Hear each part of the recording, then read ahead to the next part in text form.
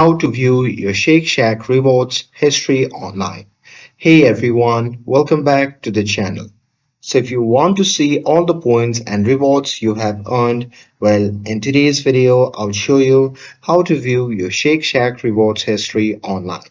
So now, without further ado, let's get started. So first thing first, open any web browser and now here once inside, you can just click on the search bar and simply search for Shake Shack.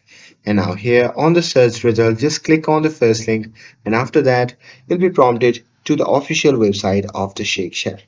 Now here, simply sign in with your rewards account on desktop and once logged in, you can then just click on your profile icon in the top right corner and then select rewards or reward history from the menu.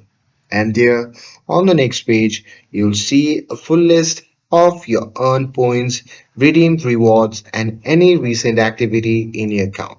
So there, each entry show the date, items, and points earned or redeemed, and your current balance, giving you a clear overview of your rewards activity.